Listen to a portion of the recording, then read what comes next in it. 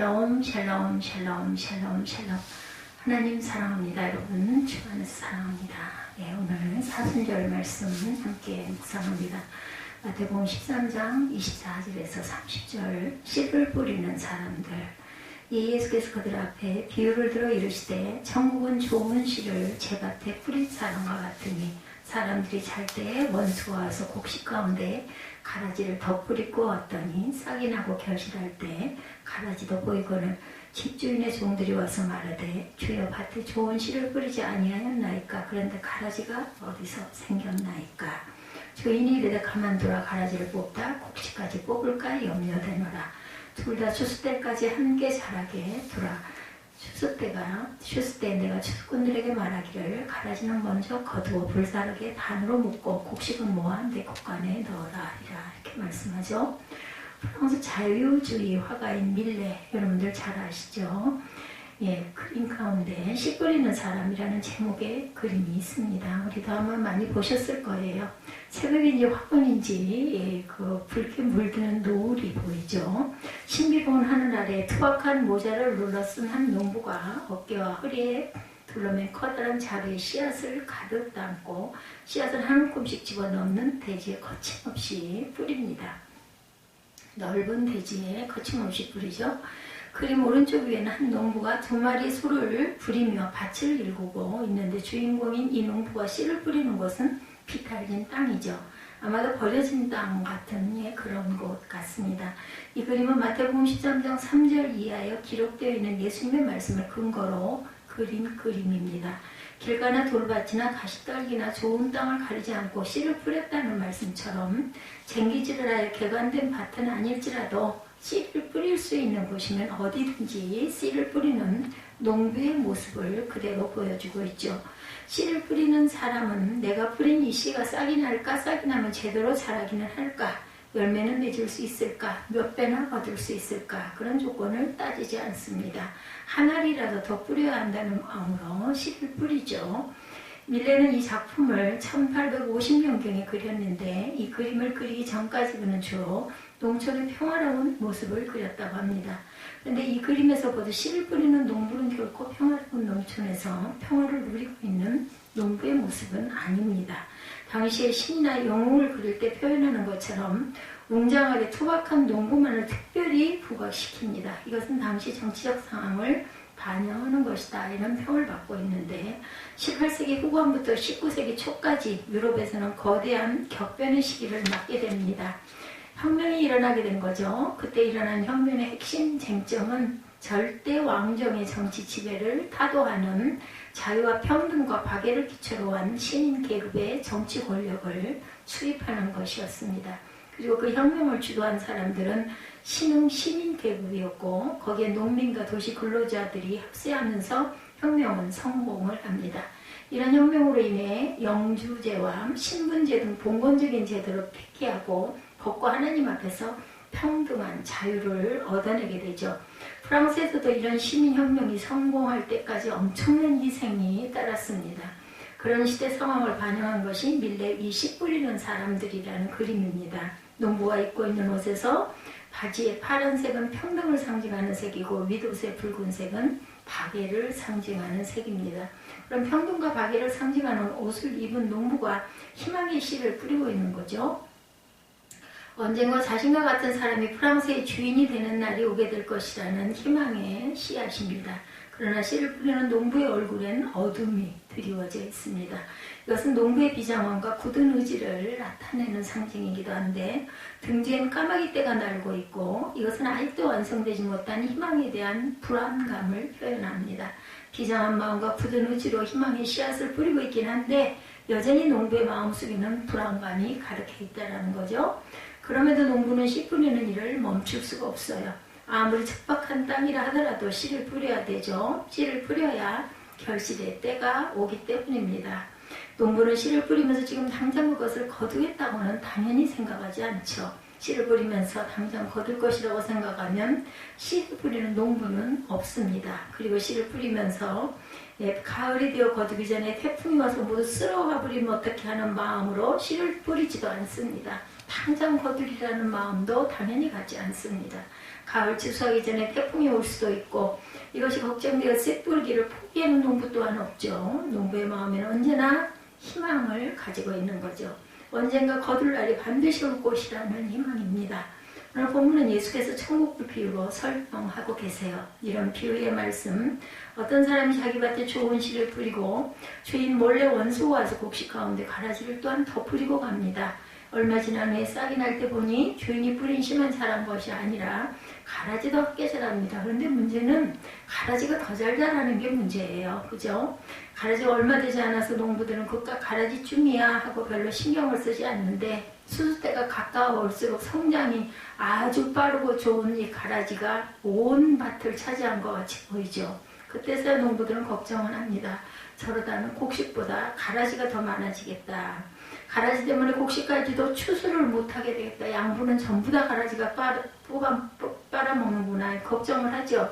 그래서 보면은 손으로 일일이 그 피라고 그러죠. 그 잡초 이런 것들을 뽑아주는 그러한 분들도 저는 본 적이 있습니다. 우리는 밭에 좋은 씨앗만 심었는데 밭에 가라지가 함께 자라죠. 가라지를 뽑아내야 하지 않겠는가. 그러나 주인은 다시 말하죠. 가라지를 뽑으려다가 곡식까지 뽑힐까 두려우니 그냥 둬라. 근데 확실하게 식별이 될 때는 뽑아내야 되겠죠. 너무 잘 자라면 양분을 전부 다 빼앗기니까 나중에 추수할 때가 가라지는 먼저 가두어 불사르면 된다. 그러면 곡식만 남게 되고 그것은 모아다 곳간에 채우면 된다. 오늘 본문입니다. 아주 이해하기가 쉽죠. 농사를 한 번쯤 지어본 사람이라면, 아니 생각을 좀 할 줄 아는 사람이라면, 지어보지 않았더라도 조금이라도 아는 사람이라면 농사를 지을 때 반드시 이 가라지 잡초도 함께 자란다는 것은 다 압니다. 그래서 비단 벼농사를 짓는 것만이 그런 게 아니죠. 과수원 밭에도 과수나무를 심어 놓아도 거기에 또한 잡초는 자랍니다. 논에도 벼를 심어도 피라고 그러죠. 피가 그 벼랑 비슷해요. 처음에 자랄 때 그 열매 맺을 때 이제 벼가 이렇게 연그는 걸 보면 피와 그 벼가 구분이 되지만 초기에 자랄 때는 비슷하게 자랍니다. 운동장이나 들판에 잔디를 심어 놓아도 잔디 사이로 또 잡초는 있습니다. 그래서 농부들이나 일꾼들은 잡초를 제거하는 상당한 노력을 기울이기도 하죠. 그래야 좋은 결실을 얻을 수 있죠. 벼농사를 하는데 벼들 사이에 피라고 하는 그 가라지 잡초가 자란다고 해서 농사를 포기하지는 않죠. 어쩌면 가라지가 있을 것이라는 것을 예상하고 가라지가 자라는 것을 당연하게 생각하기도 합니다. 어쩔 수 없지. 너무나 비슷하게 닮았으니까 나중에 곡식을 타져갈 때 보면 가라지와 벼는 구분이 될 것이다. 그리고 놔두기도 하죠. 오늘 본문에 우리가 주의 깊게 보아야 할 것은 본문의 말씀은 분명 천국에 대한 비유죠. 오늘 본문 가운데 무엇이 천국의 모습인가? 주인이 밭에 뿌린 좋은 씨가 천국을 가리키는 것이 아니고 가라지와 대비되는 곡식도 천국을 의미하는 것은 아닙니다. 그 곡식이 자라도록 토양을 제공하는 밭이 천국을 의미하는 것도 아니죠.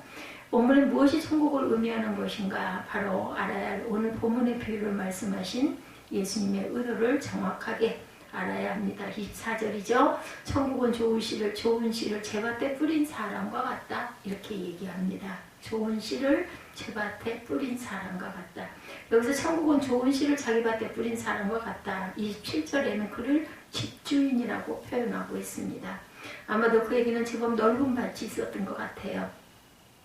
종들을 거느리고 농사를 짓는 것을 보면 소작농도 아닙니다.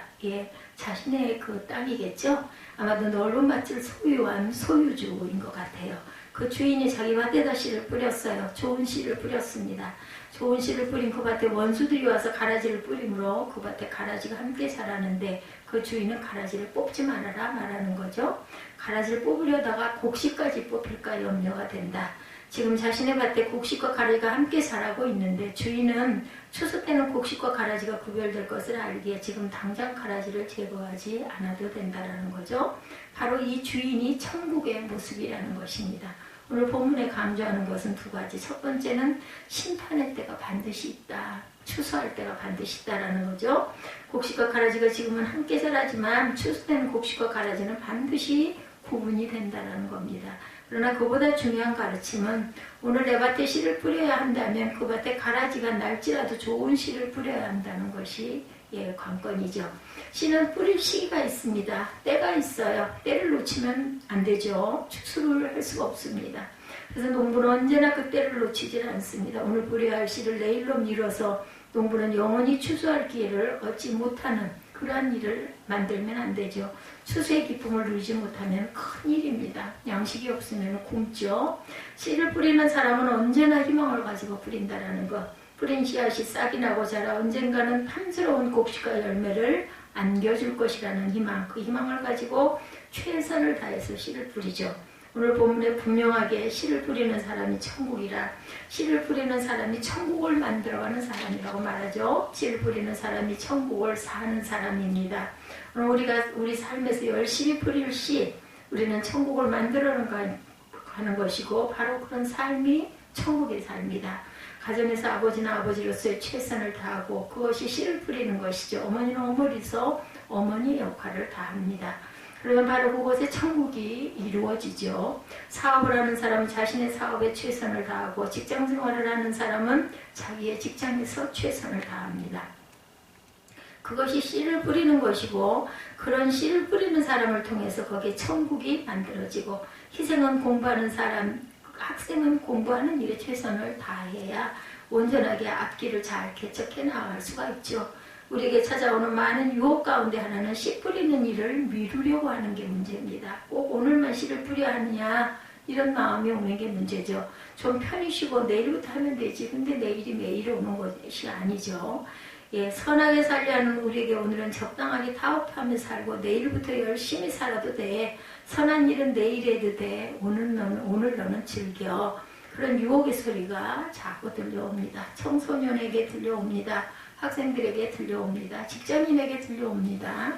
예, 그런데 순수한 우리말에 내일이라는 단어가 없다라는 거 여러분들 아십니까? 어제 그제라는 과거를 가리키는 말은 있고 오늘이라는 현재를 가리키는 말도 있고 모레 글피라는 미래를 가리키는 말도 있는데 내일이라는 말은 순수한 우리말이 아니라 한자어죠. 미래를 가리키는 말은 모래와 글피가 있을 뿐입니다. 이 모래와 글피라는 말은 먼 미래를 두고 말하는 것. 어쩌면 오늘 해야 할 일을 내일로 미뤄서는 안 된다는 뜻에서 최선을 다해 살아야 할 오늘만 있을 뿐이라는 것 때문일지도 모릅니다. 우리는 때로 내일이 없는 것처럼 오늘 최선을 다해 살아야 되겠죠? 내일이라는 시간이 또 있다고 생각하고 오늘 해야 할 일을 내일로 미루면 어리석은 삶이 되고 만다라는 것. 하나님께서는 야고보사도를 통해서 그러므로 사람이 선을 행할 줄 알고도 행하지 아니하면 뭐라 그래요? 죄인이라 말씀합니다. 선을 행할 줄 알고도 라는 말은 선을 행할 수 있는 기회가 주어졌음을 그럼에도 라는 말이죠. 지금이라는 때에 선을 행할 기회가 주어졌는데도 내일 해도 되잖아 라고 생각하고 내일로 밀어놓는 것은 죄라는 것입니다. 물론 내일로 미뤄야 할 일도 있어요. 미뤄도 괜찮은 일도 있기는 합니다. 그런데 그것이 습관이 되게 되죠. 자꾸 밀다 보면. 그래서 할 것은 바로바로 하는 게 맞습니다. 내일로 미룰 수 없는, 내일로 미뤄서는 안 되는 일, 예, 이것이 습관이 된 사람에게는, 예, 계속 미는 사람에게는 결국은 내일로 미는 일 때문에 그 일을 실패를 하는 경우가 많다라는 거죠. 선을 행하는 것이 바로 그 중에 하나. 예, 선의 씨를 뿌리는 것은 내일로 미룰 수 없는 것이라는 겁니다. 오늘 기회가 주어졌을 때 해야 되는 거죠. 내일은 어쩌면 영원히 오지 않을 수도 있어요. 우리가 내일은 우리의 날이 아닙니다. 지금 오늘 저에게 주신 하나님이 주신 귀한 하루 이것을 잘 쓰는 것이 우리의 것이죠. 내일은 우리에게 그런 기회가 주어지지 않을 수도 있다는 거. 어떤 경남 진주에 평범한 부부가 살고 있었어요. 그러나 그들의 삶이 결코 평범하지가 않습니다. 결혼한 지 2달 만에 청천벽력과 같은 소식을 접하게 됩니다. 숨만 쉬어도 행복할 그 순간에 아내가 척추암에 걸렸다는 진단을 받게 된 것이에요. 그들의 모든 삶은 한꺼번에 무너집니다. 정상적인 생활을 할 수가 없었어요. 병에 갇혀 하루하루 무력하게 보내게 되고 희망도 목적도 없이 지나게 됩니다. 그러던 어느 날 부부는 그들의 평생 소원이었던 세계 여행을 떠나기로 마음을 먹습니다. 무모하지만 살기 위한 치료 대신에 세계 여행을 떠나기로 한 것이에요. 그들은 물질적으로 풍요롭거나 호화롭게 여행을 한 것이 아니었고 여행을 하다가 돈이 떨어지면 현지에서 돈을 벌어가면서 여행을 했다고 그래요. 그러면서 작고 낮은 일상 속에 숨어있는 행복을 찾습니다. 그런 그들 부부의 여행은 7개월 만에 끝이 납니다. 여행 시작한 지 6개월째 부인의 병이 악화되었기 때문에 여행을 계속할 수가 없었어요. 그러나 그렇게 7개월 동안 아픈 몸을 이끌고 세계 여행을 하면서 그들 부모는 내일이 아닌 오늘이 행복하다는 것을 온몸으로 체험하며 깨달았다고 합니다. 아직도 부인의 병은 치료되지 않고 그들 부부를 괴롭히고 있지만 그들은 자신들의 삶을 담담한 수필로 써내려 갑니다. 그렇게 해서 나온 책이 정도선 박진희 씨 부부가 쓴 오늘이 마지막은 아닐 거야 라는 제목의 책이죠. 그 책에서 그들은 말합니다. 내일도 사랑할 거야 라는 말은 성립되지 않는다. 늘 찾아오기에 가장 쉽고 만만하게 생각되는 내일, 그러나 모두에게 늘 그런 것은 아니다. 그러므로 내일이 아닌 오늘을 더 사랑해야 된다. 지금 이 순간 세상을 바라봐야 하고 더 열심히 살아야 합니다. 그래서 우리는 여행을 하고 있다. 우리는 자주 우리에게 내일이 있어 라고 생각하지만 내일이 있기 때문에 오늘은 때로 포기해도 된다고 생각하지만 내일이 있기 때문에 오늘 열심히 하지 않아도 된다고 생각하지만 내일이 있기 때문에 내일로 미뤄도 된다고 생각하지만 때로는 게을러지기도 하고 때로는 대충 하려는 유혹을 받기도 합니다. 그러나 언제나 우리에게 내일이 있는 것은 아니라는 것이죠. 오늘 열심히 살지 않는 사람에게는 내일이 반드시 오리라는 보장이 없습니다. 내일이 온다 하더라도 그 내일이 우리가 기대하는 그런 내일이 아닐 수도 있다는 것. 우리는 천국 백성이죠. 천국을 사는 사람들입니다. 그렇다면 천국 백성답게 우리의 삶을 살아야 되죠. 천국의 모습은 씨를 뿌리는 사람과 같습니다. 매일 매 순간 씨를 뿌려야 되죠. 그렇다면 지금 여러분이 뿌려야 할 씨는 무엇입니까? 지금 하나님께서 내게 기회를 주셔서 씨를 뿌리도록 하신다면 여러분은 어떤 씨를 뿌리시겠습니까? 씨는 뿌린 대로 열매를 거둘 수 있습니다. 옥수수를 심었으면 옥수수를 거둘 수 있고 수박씨를 심었으면 수박을 거둘 수 있음을 농부는 그 씨를 심은 사람은 잘 압니다. 씨와 땅은 거짓말하지 않는 것, 그렇죠? 씨와 땅은 우리를 속이지 않는다는 것을 말합니다. 오이씨를 뿌려놓고 참외가 자라기를 기다리는 농부는 없습니다. 농부는 자신의 얻고 싶은 것을 얻기 위해 그 씨를 뿌리는 거죠. 정직합니다. 그러면 그 씨의 열매가 맺히고 오늘 우리는 어떤 씨를 뿌려야 할 것인가를 항상 고민하는 그런 농부의 심정이 되어야 합니다. 잘 선택하고 오늘 선의 일하는 씨앗을 뿌리면 언젠가 우리의 삶에 선한 열매가 가득하게 맺히겠죠. 우리가 의롭고 정직한 삶의 씨앗을 뿌린다면 우리 삶에는 반드시 의와 정직함의 열매가 맺히게 될 것입니다. 물론 그 삶의 열매 가운데 때로 가라지가 함께 자라기도 해요. 정직이라는 씨를 뿌렸는데 우리의 원수가 심어놓은 가라지 때문에 우리 삶에 다른 것들이 함께 자랄 수도 있습니다. 그러나 그 속에는 정직의 씨앗이 열매 맺혀가는 모습이 반드시 동반됩니다. 때로 우리는 씨앗을 뿌려놓고 곧바로 열매를 얻으려 하기 때문에 낙심하기도 합니다. 그러나 하나님의 법칙은 반드시 기다려야 한다는 것. 기다림의 시간이 없이는 결코 열매가 맺히지 않습니다. 갈라디아서 6장에 하나님께서 9절 보면 우리가 선을 행하되 낙심하지 말지니 포기하지 아니하면 때가 이름에 거두리라 말씀하죠. 씨를 뿌린 집주인도 좋은 씨를 뿌린 밭에 가라지가 함께 자라고 있지만 기다리라고 말하죠. 추수 때까지 기다려야 열매가 맺힌다는 것을 알기 때문이죠. 오늘 우리가 뿌려야 할 씨앗이 무엇인지 여러분들 깊이 생각해 보십시다. 우리 중에는 오늘 긍휼의 씨를 뿌려야 하는 사람도 있고 누군가를 불쌍히 여기고 사랑해야 할 상황이 그에게 찾아왔기 때문인 것을 아는 사람도 있습니다. 어떤 사람은 온유하고 겸손함으로 씨를 뿌려야 하는 사람도 있습니다. 자꾸만 내 안에서 내 자아가 높아지려 하고 누군가를 업신여기려는 마음이 들기 때문입니다. 어떤 사람은 충성의 씨앗을 뿌려야 하는 사람도 있습니다. 지금 내가 할 일에 최선을 다해야 하기 때문입니다. 어떤 사람은 열심히 씨를 뿌려야 하는 사람도 있습니다.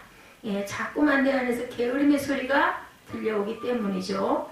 그래서 어떤 사람은 또한 정직의 씨를 뿌려야 하는 사람도 있습니다. 내 마음에 거짓을 따르고 싶은 욕망이 생기기 때문이죠.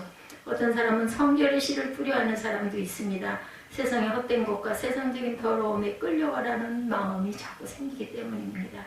오늘 그 씨를 뿌리면 정말 뿌린 대로 열매가 맺힐까 하는 염려를 내려놓고 서로 오늘 내가 뿌린 씨앗대로 열매가 맺히지 않을 것처럼 보일지라도 우리는 최선을 다해서 씨를 뿌리십시다. 우리는 씨 뿌리는 사람들입니다. 열매를 맺게 하시는 분은 하나님이시죠. 씨를 뿌리면서 내가 뿌린 대로 열매가 맺혀지지 않을 것이라고 생각하는 것은 하나님을 신뢰하지 못하는 그러한 씨 뿌리는 사람이죠. 신실하신 하나님을 신뢰하심으로 오늘 내가 뿌려야 할 씨, 하나님께서 내 허리춤에 있는 자리에 어떤 씨를 담아주셨든 그 씨를 뿌리는데 게으르지 마십시다. 하나님께서 반드시 열매를 맺게 하신다는 신실한 믿음을 가지고 뿌리는 일에만 최선을 다하십시다. 그러면 하나님께서는 반드시 우리에게 그 열매를 먹게 하십니다. 정용철 씨가 쓴 씨 뿌리는 사람들이라는 제목의 시가 있어요. 내가 생각하는 순수한 장면 하나가 있습니다. 그것은 농부가 밭에서 씨를 뿌리는 장면입니다. 농부는 일왕을 따라 아무 걱정 없이 씨를 뿌립니다. 씨앗이 움틀지 어떻게 자랄지 열매가 맺힐지 조금도 개의치 않습니다. 오직 기쁨과 정성으로 씨를 뿌립니다. 그 모습에 숭고하여 나는 잠시 걸음을 멈춥니다. 우리가 미래를 염려하는 것은 욕심이 많거나 의심이 많기 때문일 것입니다. 욕심이 많으면 결과를 두려워하고 의심이 많으면 시작을 두려워하죠. 우리도 저마다의 자리에서 날마다 씨를 뿌리죠. 욕심과 의심이 없다면 가을은 이미 우리 곁에 와 있습니다. 행복이 난 봄의 씨를 뿌리면서 이미 가을을 누리는 것이죠. 씨앗 안에 있는 열매를 조금도 의심하지 않는 것입니다. 오늘 우리에게 주어진 환경 속에서 최선을 다해 씨를 뿌리다 보면 어느 순간인가 정말 전에 내가 뿌려놓은 씨앗의 열매가 되어서 내 품에 들어오고 있음을 압니다. 씨를 뿌리면서 의심하지 말고 두려워하지 마십시다. 게을리지도 말고 욕심을 부리지도 마십시다. 그저 오늘 주어진 삶에 내가 뿌려야 할 씨가 무엇인지를 발견하고 그 씨를 열심히 뿌리는 삶을 사십시다. 씨 뿌리기를 멈추게 하는 어떤 유혹 앞에서도 흔들리지 말고 최선을 다해 오늘 내 삶의 씨를 뿌리며 그렇게 사는 삶이 천국에 사는 삶이라는 것을 잊지 않는 저와 여러분들이 되시기를 주님의 이름으로 축복합니다. 기도하시겠습니다.